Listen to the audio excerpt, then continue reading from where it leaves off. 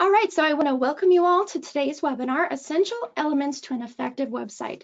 Thank you so much for joining us today. This session is actually part of a webinar series that we're running this week, so thanks for joining us. This is designed to really help small businesses like yours focus on the foundations that will make your online marketing efforts more successful, and a lot of them will really stand the test of time as well.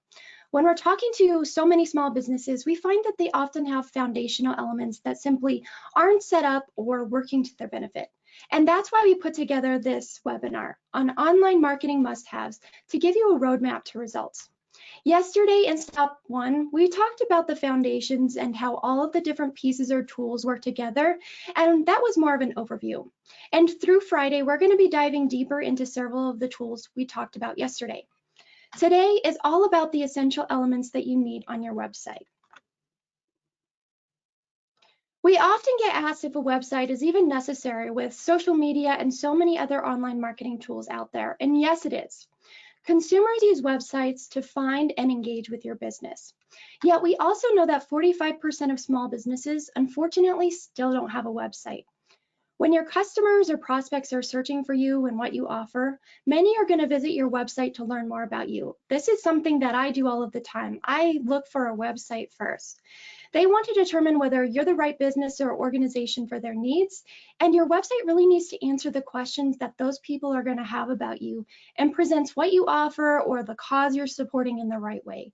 It really acts as your online hub, and in many cases, you're going to want to drive people back to your website from all of the other channels that we're talking about in the series this week. Whether you're just creating a website for the first time, or maybe you're even reworking your existing website, you're going to want to make sure you're answering questions that people have about you, and some of those most essential things like when you're open and everything along those lines. And your website really needs to be easy to navigate. It needs to look good no matter where people are viewing it. It could be a desktop computer or a mobile device. It should be mobile responsive, meaning it's either really wide like we see in the computer there, or it skinnies up on a mobile device. And that's what we're going to focus on today. We're going to talk about those essential pages and the elements that are going to make your website be more effective for you. Let's go ahead and take a look at our agenda and see more specifically what we're going to cover in today's webinar. We'll talk about your homepage, why you need one, and 4 critical questions that you'll want to answer there. Then we'll talk about your About page, why it's important, and how to create one that people will actually read.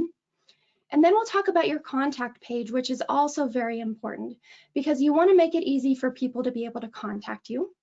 And all throughout today, we're going to be sharing some best practices around images for each of these individual pages. The ideas that we're going to talk about today, they can really be applied to any business, nonprofit organization, or even if you're out there and you're simply trying to market an idea that you have. Before we get into the details, allow me to more formally introduce myself.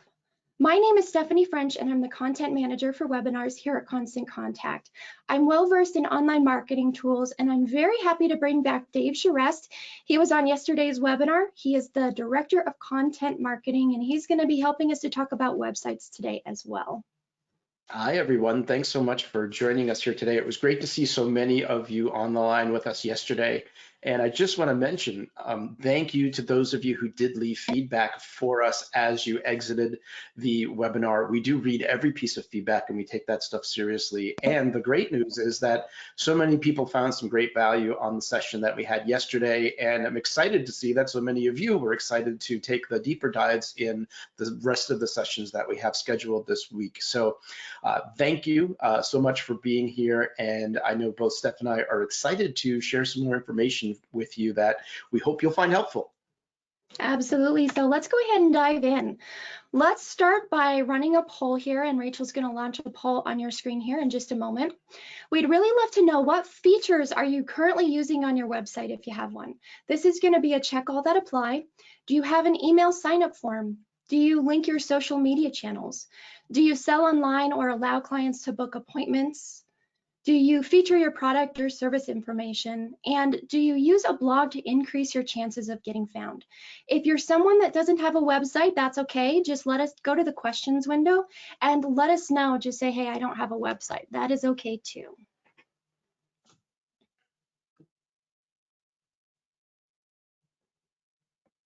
So far, a good chunk of respondents, Dave, are saying that they have an email sign up form on their website. They connect to social media channels, and That's they're great. featuring product or service information, which is great. The Pretty thing I'm finding, unsurprising. Oh, I yeah, was going to say pretty unsurprisingly, the lowest thing on the list is the blog, which I didn't doubt there, because obviously, creating content is one of those things that can be a bit of a beast and can be quite time consuming for people. So understood there for sure. yeah, definitely. The thing I am most interested in is only about 40% of respondents so far is saying they sell online or allow clients to book appointments. And I know that's something that you and I, Dave, have kind of talked about, and like what are the things we can do to help people get more business by using a website or anything like that. Yeah, and it's one of those things that I think, we've done some internal research and we've had our, UX team reach out to customers, and typically it boils down to, and so if you're in this camp, we get it, that, most of the people that aren't selling online or aren't allowing people to book are usually folks that have some type of complex sale that they have going on, or it's folks that don't really have it's not like an e-commerce site, and it's not one of those things where somebody can just easily buy something. But I would say, after saying all of that, it's also interesting to think about the things that you can move online, even if it's something that speeds up a process or does something like that, that could be helpful to you as we think about the information that we're sharing here today. Awesome. And I see several people in the chat window saying, I don't have a website, Lois, Kara, Danella. So several people in there too, and this is really designed to help you figure out what to put on that website so that it can be effective. So Yeah. Rachel, if we could go ahead and close that out, and Dave, go ahead and say what you were going to say. I was going to say, for those of you who do not have a website at the moment, I hope it's not because you think you don't need one. We hope that it's because you just haven't gotten around to putting one up yet. And hopefully, after the information that we go through here today, because as Steph mentioned earlier, and as we mentioned in yesterday's session, it's really one of the first things people go looking for when they go to kind of confirm information about your business and what you're offering, whether that's a business or nonprofit. And so really important. There are so many options. Constant Contact even has a way for you to easily build a website as part of our plans, that you can really get something up easily and quickly that at least help answer some of those questions that potential prospects, customers, donators, volunteers, whatever the case may be, may have with your business. So hopefully we'll get Awesome. you there. Yeah, perfect. So let's just go over these results, and really they stayed about where Dave and I were talking. So 81% of you feature your product or service information. 75% of you link to your social media channels. That's great. 72% of you feature your email sign up form, which is awesome. Definitely something we recommend, and we'll talk more about that later. 38% of you are selling online, and 29% are using a blog. And the blog really increases your chances of getting found. So let's go ahead and hide that information. And I'm gonna make sure my screen is showing here. You are good. Oh, you are Perfect. good. There it is. All right. So let's go ahead and dive in. We'll start to talk about these 3 essential page and then a few things after that. So first up is the home page. The purpose of your website's homepage is to really introduce visitors to your business and encourage them to take the next step with you. A lot of times when they go out and they do a search for your business, they're likely to land on your homepage. Your homepage is often that first impression that potential customers have of you and your brand, or if they're supporters, it's all about your brand and your cause. So you want to make it easy for your website visitors to quickly identify what it is you're offering and what they need to do to take advantage of it or to support your cause. The key is to keep your homepage content really focused and simple on how your business or organization helps people to solve a specific problem they're having in relation to your product or your service. Now, Dave, I'll have you go through the questions that people will want to answer on their homepage. Sure. So as Steph was mentioning, I think one of the things to really think about too, even before I get to these questions, is really thinking about how you keep the information easily digestible, providing all of the type of information. I always look at it like this: whether you're creating a website, whether you're sending an email, whatever it is that you're doing, you want to provide just the right amount of information to get somebody to take that action that you want them to take. And whether that's to click to learn more or take the next step, whatever the case may be. That's really what your goal is. And you want to present that information as concisely as possible, as inviting as possible to read, so people aren't kind of overwhelmed by the information on your site, both from a text perspective in terms of having lots of text, but also from a design perspective in terms of just being inviting to read and not hurting somebody's eyes when you kind of get there. And so really, when you think about setting up your homepage, what you're trying to do is answer 4 questions for the prospect that's coming to your website. Now, as we mentioned in that first session, people are probably either have heard about your business from somebody and they're going to check it out because they want to see and confirm that you are in fact the type of business or nonprofit that they're looking for. Or 2, they're searching for something that your business should be found for. And so when they get there, really, you don't have a lot of time. I forget what the last things were, but it's, a couple of seconds before somebody decides to move on because it doesn't meet their needs when they get there. And so you really want to be clear and you want to be specific. And what the person is asking is this place, is this business, is this nonprofit, is this for me? And so one of the first things that you want to do is you want to explain clearly what is your product, what is your service, what is your cause. You want to let people know. You also want to let people know who is that for. And so do you serve a particular group or a particular industry? And so for example, if we think a product designed for small businesses like Constant Contact, for example, that's a lot different than a product that could be serving the same need, but for an enterprise level business. And so the way you talk to those people are a little bit different. And so you want to make sure that your website is making it very clear who your product is for, and ultimately try to get those visitors to say, hey, that's me. I'm in the right place. I want to learn more about this. And so the next question that you want to answer is, well, so what? So they're here, they've identified, yes, this is the thing I'm looking for. It sounds like it speaks to me directly. Well, why should I care about this? Like, what's the so what here? And so this is where, your potential customer is probably looking at competitors, probably looking at other sites at the same time, because we all kind of do this, comparison shopping these days because it's so easy to find information.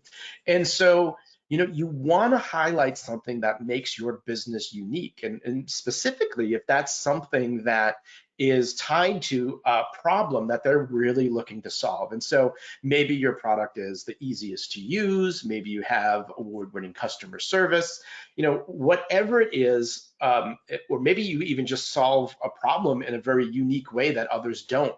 You really want to just highlight why people should care about your business and what is that thing that makes you special.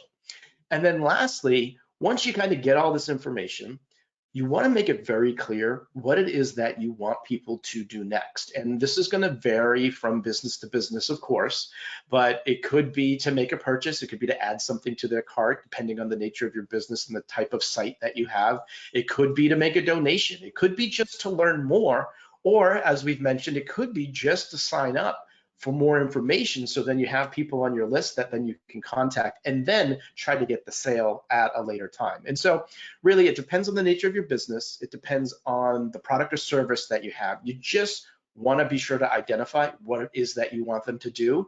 And this is what we call a call to action, if people aren't familiar with that. And sometimes you can have a primary call to action or even a secondary call to action. And so there's that one thing that you want people to do, but oftentimes this is their first introduction to you, and they may not be ready to take that first step yet or that first big action that you want them to take. And that's why it's sometimes good to give them a secondary call to action, which is maybe a little less investment from them in terms about learning more about you. And so also, when you think about what's on your homepage, of course, you're not going to just use the text to help you tell the story. You're also going to be using the images that are on your website as well. Steph, maybe you can tell folks about images here. I sure can. So images, of course, are very important everywhere on your website. It helps people, especially on the homepage, to make the right impression quickly. And obviously, you're going to want to use some high quality images for that. In a lot of cases, I really do want to suggest that you use your own images and let people get to know you.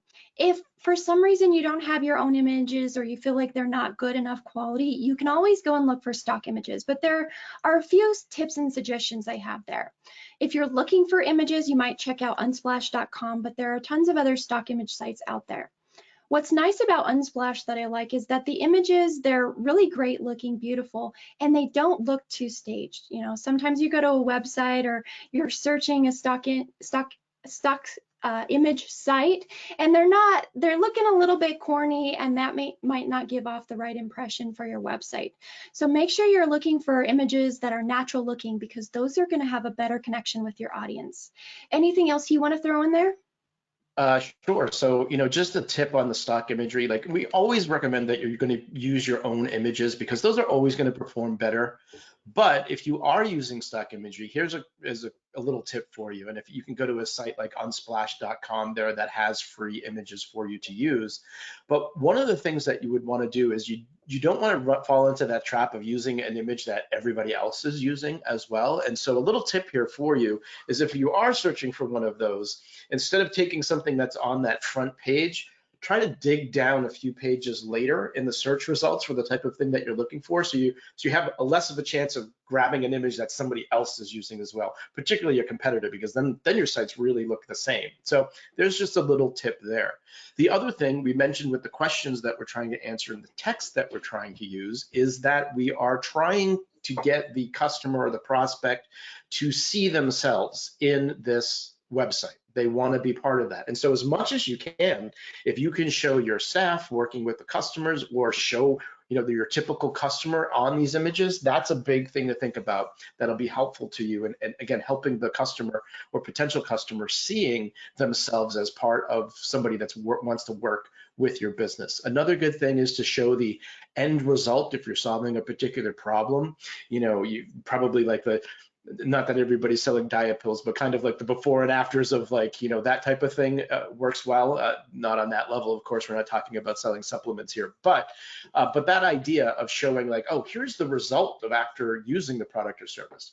And of course, if you do have products and services, showing people really great photography of those things, particularly if you're in e-commerce, people really want to see and get a sense for, as much as possible online, as much as they can, really get a sense of what that thing is going to look like, or what they can imagine it like, having it, holding it, and feeling it be tangible. And so whatever the case may be, the trick here is to really use high quality images as much as possible.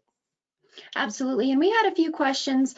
Number one, what's the name of the website that we mentioned is unsplash.com, but someone also mentioned Pixabay in the chat window there. And also, Dave, someone had a question about pricing there. And I believe most of them on Unsplash are, if not all of them, are free. Is that correct? I believe that's the case, and I think most places that you'll find offer some type of free option, and others, of course, are paid, and they have like a license that you use to be able to use those images in certain locations. And so whatever you end up finding, I think the trick here is to make sure that you're looking at the license agreement for the image that you're downloading and using, and just make sure that you're using that in the appropriate way. Yes, that was a question someone just asked as well, because some of the sites you don't have to require any attribution or anything at the bottom underneath it in the caption, and some of them do. Some of them might just require the name of the photographer. So pay attention to things like that on what site or images they are from. Because I think on Unsplash too, some of them require no attribution, and then some of them probably do, if I remember right. All right, so let's go ahead and move on. Let's talk about the About page. The About page is where you really want to share your story and focus on how you solve a problem for your potential customers or supporters. People are looking for reassurance that you can in fact deliver, so give that reassurance here on this page.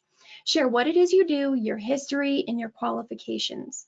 The real caveat here, though, is that people don't want to hear so much about you, but they want to know how you can really help them. Now, if you're the face of the business, share your journey from struggling to achieving and telling that story. If you're a company, simply share your mission and how you help people to solve a problem. And don't be afraid to really let the personality of your business shine through in the imagery as well as in the text on the page. You can add a little bit of humor if that's part of your brand. At the end of the day, remember, we like to do business with people we know, like, and trust. And your About page is the perfect opportunity to start that relationship with your website visitor. So I'll have you tell us about the questions or the information we want to write about here. Sure, and probably something to mention before I even get into these questions here is that the biggest thing that you can do, or another big tip that you can think about in terms of writing what we would call copy on your pages, and that's the text and the way you're telling the story, is really think about sitting down next to a friend or maybe one of your best clients and explain or tell them, share this story with them.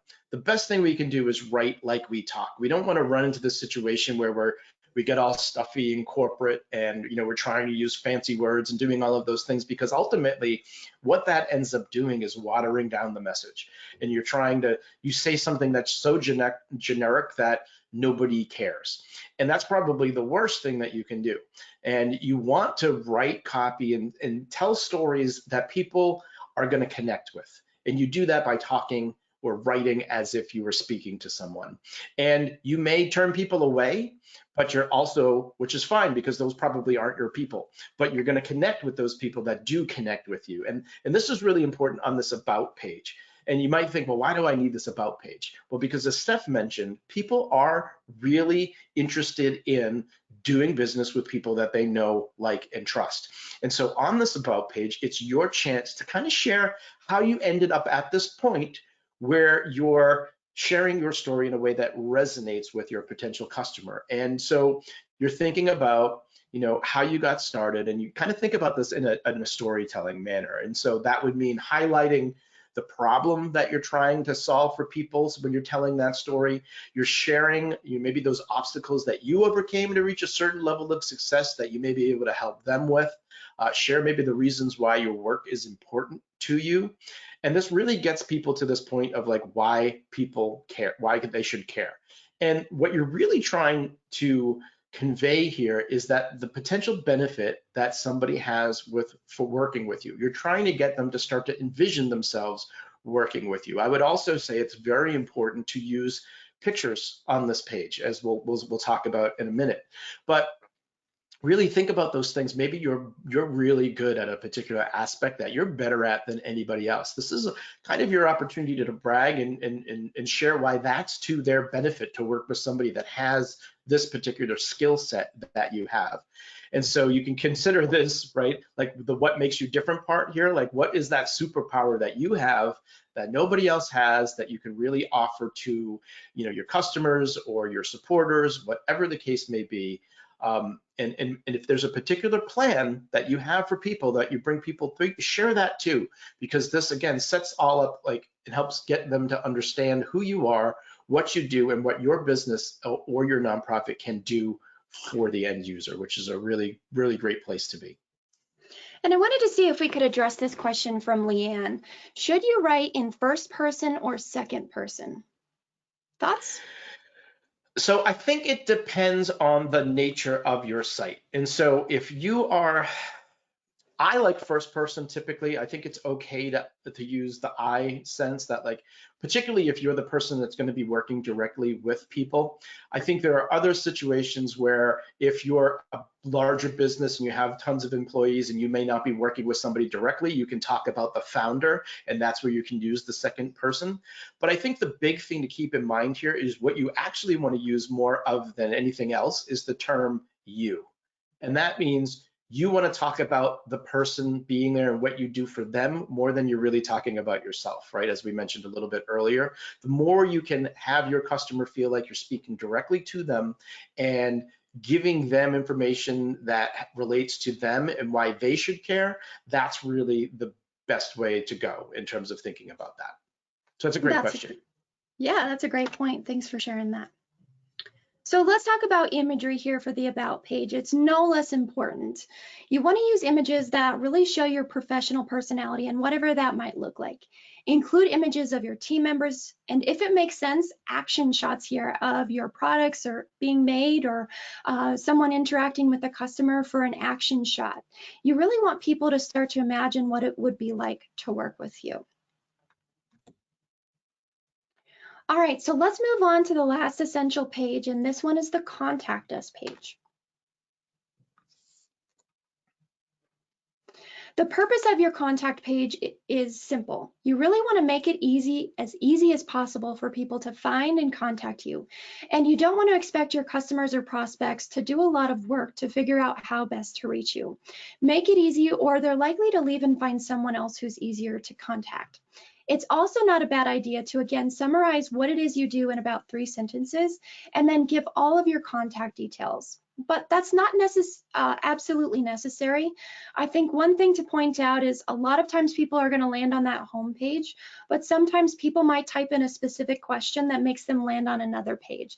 In that case, they're not going to get all that great information on the home page. So you might want to summarize what it is you do, just so that people have a good idea of making sure they're contacting the right business. Dave, do you want to walk us through the information we want to put on this contact page? Sure. So essentially the questions that you're trying to answer, where can they find you, when can they find you, and how can they contact you? And so, where can I find you? What this essentially means is, how can I spend money with you? And if you have a physical location, this is really important to make sure that you put that information there so they know where they can get to you. And if you don't have a physical location, it might be a good idea to give an idea of at least where your company is based. Or maybe the service area that you serve. And you can also list your social media channels on there if those are good ways to talk to you. And if you think of an hierarchy of how and where they can find you and how they can contact you, you really want to kind of give them the list of things in the order which you would prefer.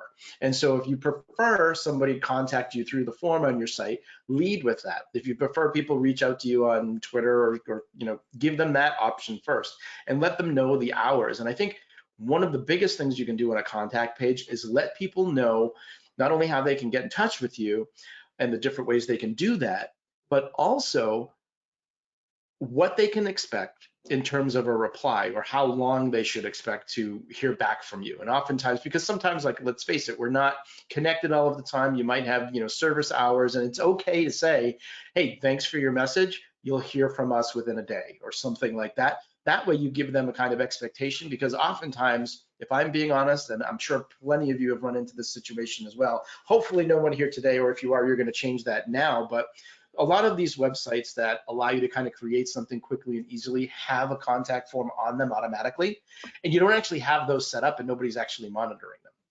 Big mistake, because if somebody is actually going in and leaving you a message and doing something like that, taking that step to reach out to you, and they never hear from you, you're starting to wonder, like, well, did they even get the message? Oh, the heck with this business. They don't even care. They don't answer my, right? And so you really want to make sure that you're connected to those things, providing only the ways that you want, or people can actually contact you. And then again, set their expectations on when they can expect to hear from you. And Dave, I really like the idea of possibly, if you can and have the ability to, give them a couple of different options to choose how best to contact you. Some people are probably going to prefer email. Some people really like to talk on the phone. So give them options, and like Dave said, put it in the order that you would prefer, and then they can go in and kind of choose what works best for them. I'm an email person because I can send an email right away and go do other things while I wait for my response. Yeah, and just to add another point to that stuff, it really depends on what the nature of the particular situation is. I mean, I know there are plenty of times where I prefer to use a chat bot if possible, or to get on the line with somebody that I can chat with. But usually, depending on what it is, the phone is the last option that I want to use, unless it's like a complex question that I can't really get the answer to on a website, right? And then it makes sense. But ultimately, that's usually my last choice, right? I would have to agree, yes. So imagery is no less important for this Contact Us page. Dave was talking about a physical location, but if you have a physical location that people can visit, show an image of it, what the building looks like, a little bit of context on where it is on the street or what it's next to. Aside from the exterior, if you have a restaurant or a shop, you can also show people having a great time there. If people land on this page and you're open and they see all these great people having a good time, I would definitely want to go there. Another thing that you might want to consider is a map here. Include a map so that people can get to you easily. This is particularly important if your location is maybe not as obvious. Maybe it's down some weird looking streets with a lot of roundabouts, or maybe you're in the downstairs of another building. Keep in mind things like that and just show them, let them know what to look for. So just let me add a little bit here. From my own personal experience in multiple locations, you want to really think about, and you got to understand that sometimes people are coming to you for the first time. And sometimes that can lead people going down to, or leading people to a place where they're not necessarily familiar with the location. And the more you can do to kind of put their mind at ease so they are allowed to, because think about this, maybe you're going by yourself, or maybe there's other people in the car. Like I'm thinking of like a restaurant, for example, right? And you're going out to eat and you've got the kids in the car, you've got this thing, and you're not really sure where the place is, and you don't know what it looks like, and you're trying to find a place to park. Like all of these things are going through your mind. But if you have a picture of your location, you know, oh, I'm looking for that green awning. There's that green awning. Now I know, okay, there's the place. I've acclimated myself a little bit. Now I can find a place to park. But it becomes really confusing and can be frustrating. You don't want to have people coming in a highly stressed out situation right off the bat. And I've also lived in New York for a number of years, and went to go see theater in some of the strangest locations. And so sometimes they're up the stairs, down a hallway, then back down. And so it's like you really need to, the more you can do to put people's mind at ease and let them know what to expect and what they're actually looking for, that really starts to create, we mentioned this idea of really giving people a great experience no matter how they're engaging with you. And that's really a simple way to get people kind of excited about being with you and getting to you, because you're creating this good experience for them, because now they're more familiar with what they should be looking for. The other thing that you mentioned is a huge one, and I think restaurants are probably the biggest people that are found guilty of this. But show people in your location, and what that means today is probably a little different from what it meant back in the day. But if you're making COVID related changes, and you're showing, like, show what that looks like, show people in there having a good time, because really an empty restaurant, unless you're the only one going there, doesn't necessarily paint the best scenario for people. And so show people there having a good time, and what it's like to actually give them a sense of what it's like to actually be there at your location is something to think about. So I want to address a question that's come in from Sandra. What are some tips for images on the contact page when you don't have a physical location? I think you could show pictures of you maybe doing business, packaging some things. And Dave, I don't know if you had any other ideas to throw in there. Sure. I mean, it again depends on the nature of your business and the size of your business, but do you know who that email is going to go to? Put that person's picture up, and this is Sue, and Sue's going to get your email, and Sue's going to respond back to you.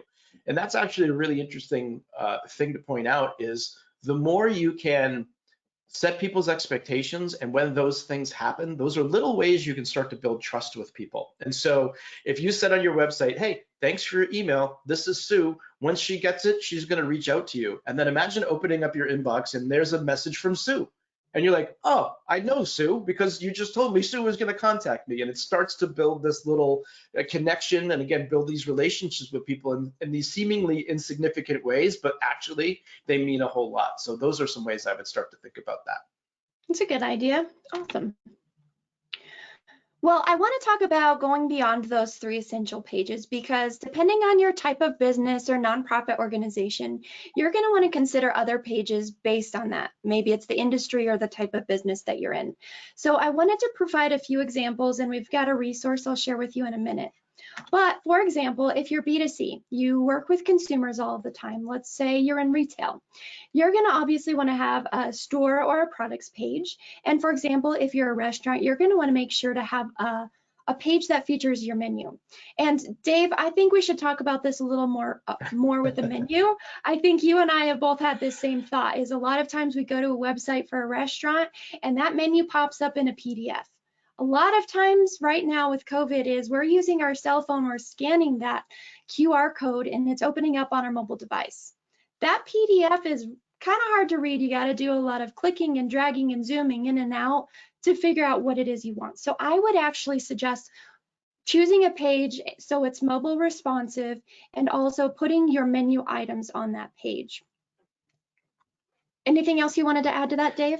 Yeah, just great tips there. It's one of those things that drives me crazy. I will say, hooray for the QR code. That's finally found a use that's really helpful to people in this day and age. So I'm happy that that's making a comeback. But you're right on the money. There are offer both options. If somebody wants a PDF because they want to print it out at home and share it and do that, but particularly if they're in your restaurant, it's such a pain in the butt to have to pinch and zoom and go and get and do, and you can just put it on a page that works with your phone and it allows me to see the things that I need to see. I want, again, how do you do the best way, how in the best way do you communicate and provide a great experience for people? That's ultimately what you're thinking. And so always try to take everything that you do, try to go through that process yourself and take it from the perspective of the potential customer or the customer, because that'll help you uncover a lot of things that you're like, oh, that's probably not a great experience, right? So yeah, great point, Steph. And I'm sure I've seen lots of other businesses with either their services or their products listed in a PDF, which really isn't ideal and it causes the same type of problem. So if you've got an existing website, go through, like Dave said, and follow the same process as your customers and see what it looks like.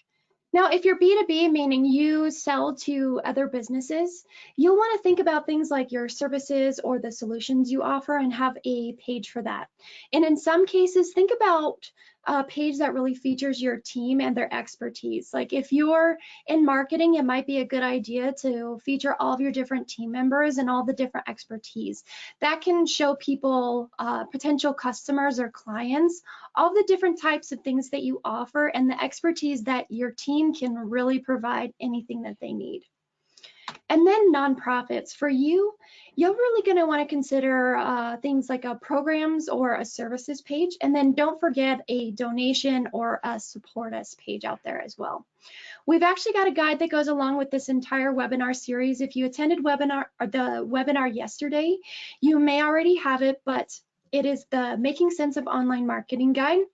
What you'll do is on the link that Rachel's putting in the chat window now is it's general information up at the top, but scroll down, look for your particular type of business or if you're nonprofit or retail or in real estate, and you'll be able to dive in and look at the specifics, especially for your website and a lot of the other things that we're going to talk about this week. So at the beginning of today's webinar, we did mention how all of the tools really do start to tie together. So we want to suggest that you add a form on your website that connects your website to your email marketing strategy. And that's just one way where you can grow your list. Do you want to expand on that and talk more about it? Sure. So we mentioned, again, we're going to be getting more deeply involved with email marketing later in the week. But the big thing here is that, right, sometimes people come to your site, they don't buy anything, they're just kind of looking. But if you can offer them something of value, because oftentimes once they leave, they're probably not coming back.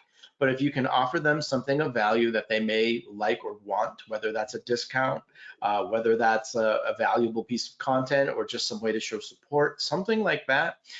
If you have that email address, then you have a way to start building that relationship and hopefully get some type of sales or business later on down the road. And so you really want to think about that. You also want to think about, sharing a combination of helpful and promotional messages when you are using that email marketing. We'll get more into that later in the week. But just make sure that you have that on your site, and Constant Contact offers a variety of tools for you to do that, whether it's an embeddable form, whether it's a landing page, which means a special page where people can just go sign up, or if it's a pop-up or a flyout or any of those things that really make it easy for you to capture those email addresses. You really want to do that to your best ability, because ultimately at the end of the day, that's where you're going to be able to go back to the well and be able to stimulate sales or donations, whatever the case may be. Yes, it's a great way. It's more of a long-term strategy in connecting with people and influencing them later on.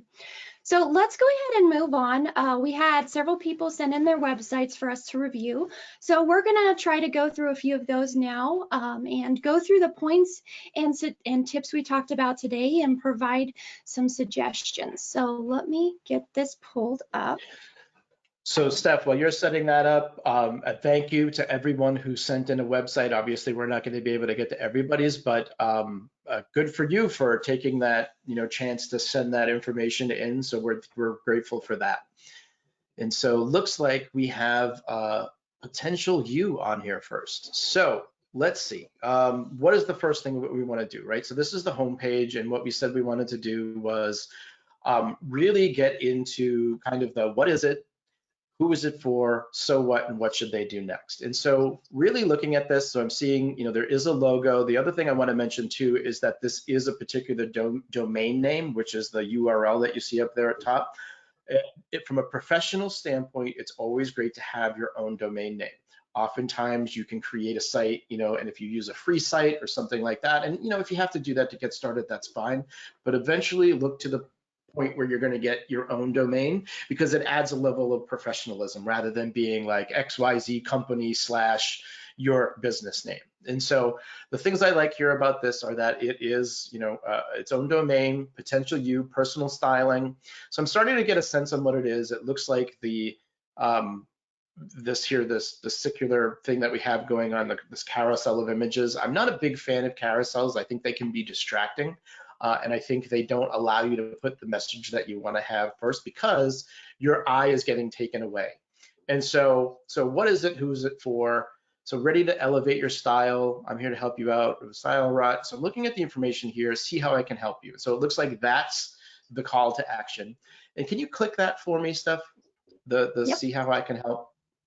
Because I just want to see where that takes me. And so complete style RAM for, okay, good. So this gives you more information and starts to tell people how that they can start to work with you. I think maybe what we're missing here is, how do I actually contact you? Like, what do I do? Like, how do I do that? Because if we scroll down, we're giving a bunch of information. Okay, so you can actually book something.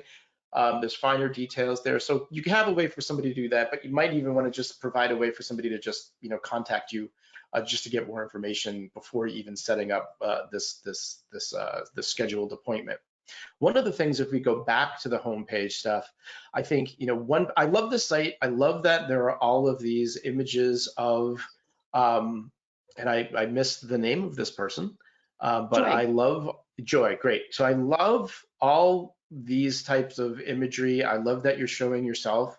One of the things I would say on that homepage, though, is you might want to be more specific as to who it is that you're for. So that personal styling piece, I think you're geared towards, women, obviously, specifically.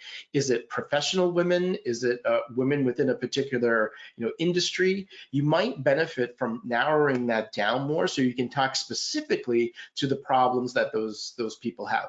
That's just a recommendation. Of course, we have no idea how any of this stuff is working for you. And I would say if everything's working for you, fine, ignore anything that I'm saying, right? But if we base it on the lens that we have here, the frame that we're creating with these different questions that you want to answer, that's something to think about. Is this the about page that we're on now, or is this still the home page? This is still the home page, but let's go over to the about page. Yeah.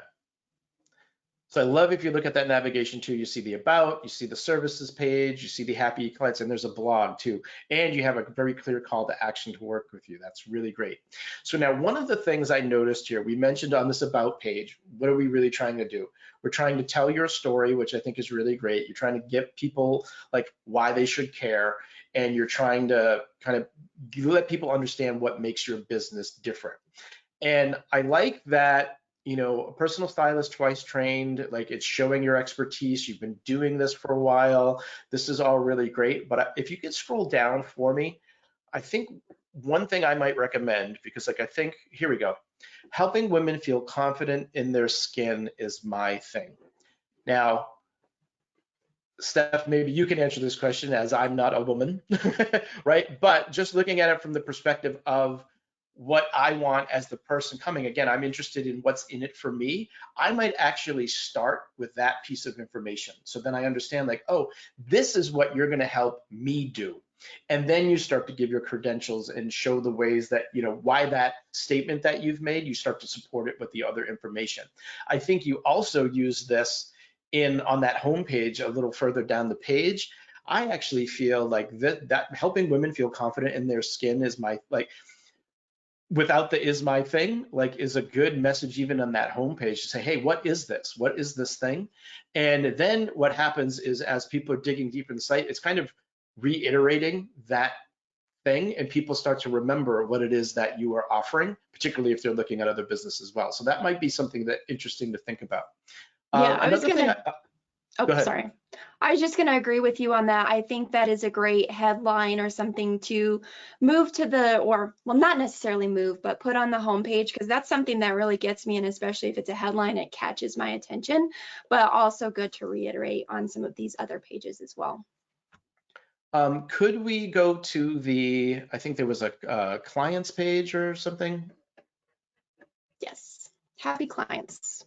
Happy clients. So one thing I wanted to mention here as we were looking at this that caught my attention is that you have all of these really great testimonials from people, and I think you can scroll through those and see more.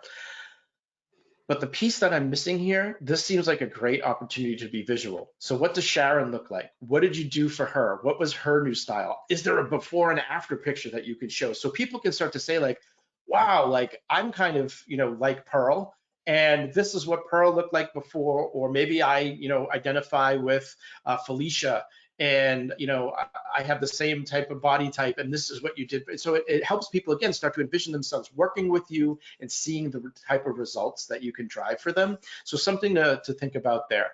I know we're getting running low on time. I don't want to spend too much time on just this one. Maybe we can move to another. But I did want to mention one thing about I think at the bottom of the page there's a contact thing. I think at the bottom. Yep. So there's a get in touch. So can we click on that for a second and just see what that does? Contact, and what do we get when we go there? Okay, got any questions about the packages? Great. So really, we're putting that really deep down in the bottom, and that might be something we want to move up to the main navigation as one of those major pages, so that way people know that they can contact you in this manner without having to schedule an appointment or do something like that if they just have a question. We also did see at the bottom, which is great that there is a sign up form there, but you might also want to consider, are you offering something to somebody that maybe it's take this, a style quiz to find out, what type of style that you are, or that type of thing. Something that entices them to, give something in exchange, or give them something in exchange for that email address. So something to think about there. But overall, I really like a lot of what's going on here, but maybe some minor things that you want to think about and seeing how that works for you. Yeah, I think it had a lot of great imagery and it really draws you in. Let's move over to this Jill Belkness. I hope I didn't butcher your last name, Jill. But Dave, I'll have you take it away from here and start with the homepage. Yeah, so one thing I think we forgot to do, which we should have done, but let's do it with this one. We want to give this the mobile responsive test. So Steph, if you wouldn't mind grabbing the corner of your window there and shrinking that down to see if, okay, great. Right? So this is what we talk about by a mobile responsive site. So rather than this, close up the page, it actually lets you start to see what's on that page. Okay, so you can bring that back to its normal thing. So so what is it? Who is it for? So what? Taking your business to new heights, helping you grow, scale, and thrive. Okay, so learn more. So I'm assuming this is, for a business owner. But if we scroll down, we can see a little bit that this is actually about CEOs and needing help finding a go forward plan. So these are the types of things, right? Be specific, be concise, and get people, let people identify who it's really for right away. I would pull this up into the, into that headline that you have on that front page there to say, hey, this is a site for CEOs that need to do this thing, that need to solve this problem, right? And whether, just so that you're calling them out specifically, and then you can get into like how you help the business as a whole. I love that there's a video here that shows this is Jill, that shows Jill, right? Because again, we want to work with people that we think we'll have a good rapport with. And so this is a great opportunity to kind of share what your personality is like and give people a chance to see. let's take a look at the, what's the next page? The about page. Yep. So meet Jill. So I love that there's a lots of different things in here that kind of on that about thing, that kind of like how the methodologies and meeting Jill. So I love this for helping, it's talking about the CEOs there. I think that's great. Again, we've got another video here. I think video is a great way to be able to make those introductions. People want to see that, particularly if that's somebody that you're going to be working closely with. So some good things here. I think we could, again, in that homepage, we could really get more specific with what we're talking about or who we're actually trying to reach with this message. But I think you ultimately get into it in the site. But again, we don't have a lot of time to do that, and it's easier to just get that, right off the bat. Do we want to look at a contact page, or do we want to move on to another? Let's go ahead and take a look at a contact page, or, well, maybe there isn't one. Do you see a contact page that maybe I missed? Let's look under about. Oh, connect with me under Connect about. with me. Okay, great. Let's see what that does. So I think with this one, we could probably make it so you don't have to navigate as much. Might maybe just have a contact link on the top navigation bar, and then it goes directly to that. Anything else you want to add about this page? Just again, there's another video here. These all look like different videos. This is a really great use of video, I would say. And I hope you found to have some good results with that. I don't know what's on these videos, of course. It might, we'll assume that they're really great videos, Jill. But I love that you're using them. You look like somebody that you'd want to talk to, and you look friendly. And I think that's all great stuff. So maybe we have time to look at one more, Steph, before we start answering people's questions. Yeah, let's look at Co-Learn Academy. Excellent. So here we've got a nonprofit. And again, what is it? Who is it for? And so what? So virtual school is getting a makeover. Co-Learn Academy is a new kind of free public virtual school for fans of passion-driven and project-based learning in the community and at home. Okay. So I think a bunch of things are kind of giving us like an insight into like maybe the age groups that this virtual school is for. This sounds like, right, if it's a new kind of free public virtual school, I like how we hear further down this, how is Co-Learn Academy different? So we're trying to give that. Yeah, this feels like there's a lot of education needed here to find out what this really is and what that means for people. And so I just want to go back to the call to action on the top of the page there, which is inquire here. So what happens if you click that? You've got a form. So that goes directly to a form. I may actually recommend that a form, that might be something you want to include in your main navigation, but this is where we talk about that idea of a primary and a secondary call to action.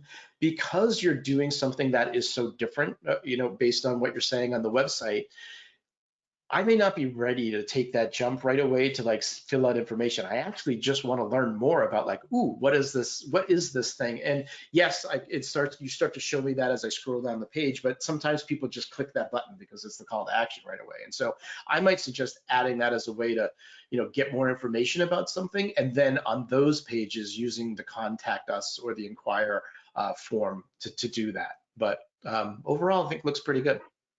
Yeah, I was going to suggest that as well. My son isn't currently in school, but it's something we are planning for August of this year. So I wouldn't necessarily think I'd want to inquire here, but I definitely want to do a lot more reading and information, and probably also see what other people are saying. So I would probably want to talk to someone or send an email. This is a little bit more complicated, so maybe this would be something that I'd want to talk on the phone, if that's something that's available, if you have an advisor or somebody who could be on the other end of that, of course. Yeah. There's something else to add here, Steph. Could you scroll down for me? Because I didn't see it in the main navigation, but I'm wondering, this seems like the type of thing that would be perfect for a blog, right? For a place where you can share more information and maybe share your point of view on learning and whatever the things like the different processes that you use to really take people to different levels and explain those more in a way that feels a little bit more like one-to-one or talking to somebody. And so yeah, it doesn't look like we have one there. So might be something to think about there, to just add more information that can help people make that right choice with your business there. And I would Again, also this, think about adding maybe that email sign up form too, because if I was in this situation and looking at something like this, I might want to get on your email list and see what kind of information you're sharing to prospective students and parents. So that can be something to think about as well. yeah, love it. I was just going to say a big thank you to everyone who's sent in websites. Really appreciate that, and hopefully that was helpful to everybody watching it. I find one of the biggest things is really when you look at your own website, it's really difficult to get out of your own way. But when you're looking at other people's websites, you're like, oh yeah, that makes sense. Oh yeah, it's a lot easier to kind of critique something else, and so hopefully that allows you to see things in a different way to say like, oh yeah, I really should do that on my site as well. So thank you for sending those in. Yes, thank you so much. So at this point, I want to start to wrap up and get to a few more of these questions that we didn't get to. So let's just recap a few of the things. You want to make sure that you have a home page. That's really your front door. Make sure the information there is short and sweet and gets the point across as quickly as possible. You want to succinctly show them what it is you offer, who it's for, so what, and why it matters, and why people should care. And what is it you want them to do next? And then, of course, is your About page. This is all about your story and your expertise. But remember, it's all about what you can do to help people or what you're doing to solve or support a cause. Last but not least, don't forget about the importance of that contact page. That's where all of your contact information should live on how you best want people to contact you. Allow them to get in touch with you, make it easy for them to find this information. So, of course, make sure that's your physical location if you have one, or if you're just online, let them know that. And then let people know when they can find you, your hours of operation, and how they can contact you as well, if it's email, phone number, or anything like that. Anything else you want to add? Just that, right? These are really the three main pages that you need to be concerned about. And then whatever else in addition that makes sense for the type of business that you had. As we've mentioned before, if you're a restaurant, you're going to want a menu page. If you're a nonprofit, you're probably going to want a donate page. You're probably going to want a volunteer page. You're probably going to want something that shows the type of services that you offer for the community that you serve, right? So it's really thinking about what are those things, what are the different audiences that you speak to, and what is the information that these people need to take that next action that you want them to take. So that's what I'd leave you with there. Awesome. And we've got a workbook that goes along with everything we talked about today. And so you can go in there, you can print it out and start to write out some of the main points that you want to focus on if you're going to rework your website or if you're building your website for the first time. So Rachel's sharing that in the chat window. And I want to remind you, Constant Contact has so many great tools to help you with your small business or nonprofit. Websites are a part of your plan, online stores, and then we've got email and social media tools to help you along the way. So if you don't already have an account, you can sign up for a free trial. Just go to constantcontact.com and you'll see the option there. Or we'll also share a link in the chat window. I also want to let you know that when we end the webinar today or you log out, a survey is going to pop up on your screen. And we'd really love it if you take just a minute or two to answer 2 simple questions for us on what you thought about today. And just a reminder, we are continuing the webinar series tomorrow. It's going to be the 3rd stop on our roadmap. And tomorrow we're focusing on the power of listings and reviews. And that's something that I find a lot of small businesses and nonprofits maybe don't know enough about. So I'm really excited to be sharing that information with you all. No need to register for it if you're here live today. Just click the link in your calendar or within your email to get into it. All right, so let's get to some of these questions here, Dave. So Sure. Jean asks, what recommendations do you have for B2B online marketing? I'll let you start there. Well, that's a really big question. I think what you need to know is that it really is based on the business that you have, the audience that you're trying to reach, and a lot of the questions that we asked that you try to answer today. I think the biggest thing with B2B is that you need to remember you're still talking to people. And oftentimes it becomes like you're talking for an organization or to an organization, but ultimately you want to figure out who is the end buyer, who is the person searching your website, who is the person looking for that information, and try to talk to them directly. And that's going to serve you a lot better than trying to be kind of, as I mentioned it probably earlier, kind of diluting things so much that you're really not talking to anybody. So that would be my big recommendation. And again, depending on the type of sales cycle you have, you may need to, have a longer tail of ways to communicate and how often you'll be doing that. And so think about what those next steps are for your particular business. Yeah, and it can sometimes be that B2B has a lot longer sales cycle. So that's something to kind of think about too. What is maybe the first step that you want people to take with you? Is it to sign up for a trial of your B2B services? Is it to contact you for a free consultation and things like that? So Shelly asks, can a small business still use a Facebook page as their website? I know you and I probably have a lot of thoughts. I'll let you start.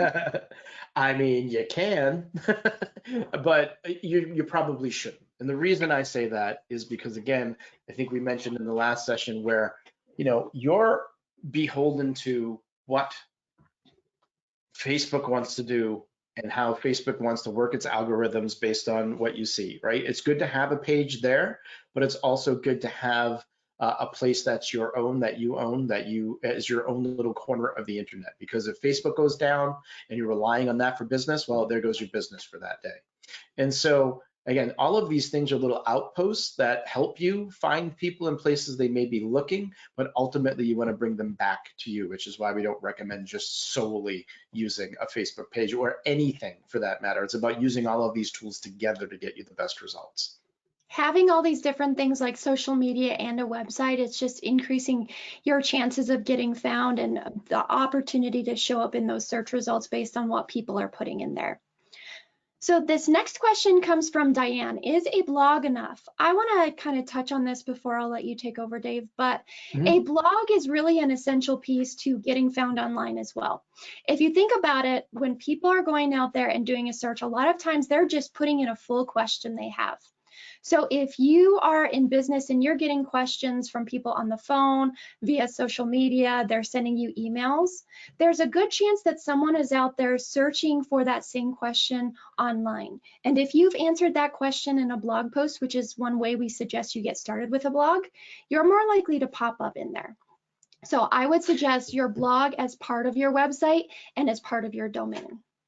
Yeah, and I would also just add that, oftentimes too, depending on the nature of your website, I've worked with plenty of nonprofit who has basically somebody like a web developer doing that work for them. And so whenever they need to make a little change or they need to say something about something, it becomes this whole process to get something updated and added to the site. With a blog, it actually is a pretty easy to use platform where if you can use Microsoft Word, you can go in there and you can publish a blog post. And so thinking of it in just terms of use, and if you need to get out information and answer questions for people, let somebody know about something, that's a good way to kind of do it. Awesome.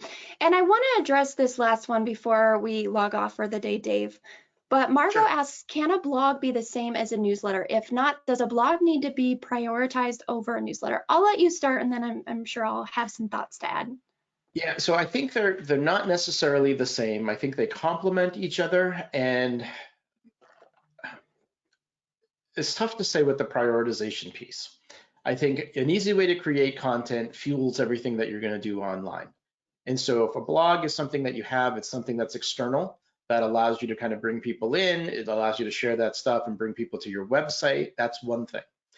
The newsletter itself, which you're collecting email addresses, is a great way to promote people and bring them back to your website. And so they kind of go hand in hand. It's about Yeah.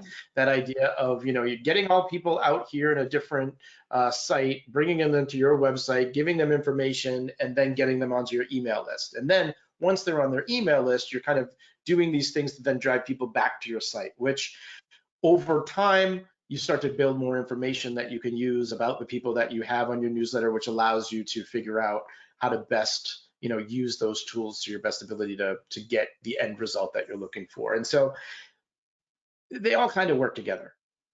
Yeah, and I was going to reiterate basically that same thing, but especially if you're stuck in a place often where you're like, I'm not sure what to even put in my newsletter, that blog is great information in most cases to actually share with the people who are on your email list, because those people on your email list, they're probably not going to go out to your blog or your website and sit there waiting for your next blog post. So it's a great way to push out that information and provide value to those people in your email list. All right, so I see we're a little past the top of the hour. So Dave, I want to thank you for being here with me today and providing all of this great information. And all of you in the audience, thank you for submitting websites. Thank you for engaging with us and asking all of these great questions. Just remember, we have our webinar tomorrow at 2 p.m. Eastern time, and we hope to see you all there. Thank you so much. Bye for now.